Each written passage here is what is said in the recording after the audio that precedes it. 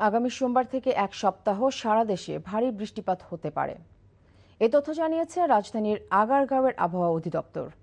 মৌসুমী বায়ুর প্রভাবে সারা দেশেই এখন থেমে থেমে বৃষ্টি হচ্ছে। পাশাপাশি উত্তর বঙ্গোপসাগরে উষ্ণ বায়ুর পরিমাণ বেশি থাকায় উপকূলীয় এলাকায় মাঝারি থেকে ভারী বৃষ্টিপাত হতে পারে।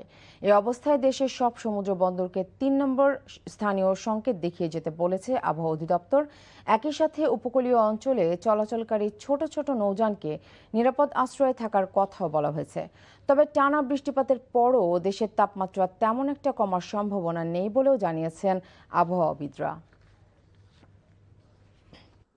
বৃষ্টিপাত যেহেতু উষ্ণ বৃষ্টিপাত, এই বৃষ্টিপাত হওয়ার পরও ভূপৃষ্ঠের তাপমাত্রা তেমন একটা কমে না, ফলে গরমের অনুভূতির তীব্রতাও রয়েছে। আগামী ২০ তারিখ থেকে ২৬ তারিখ পর্যন্ত বৃষ্টিপাতের তীব্রতা আস্তে আস্তে বৃদ্ধি পেতে পারে। অধিকাংশ জায়গায় বৃষ্টি হতে পারে, কখনো হালকা থেকে মাঝারি ধরনের এবং কোথাও কোথাও ভারী বর্ষণ হওয়ার সম্ভাবনা রয়েছে।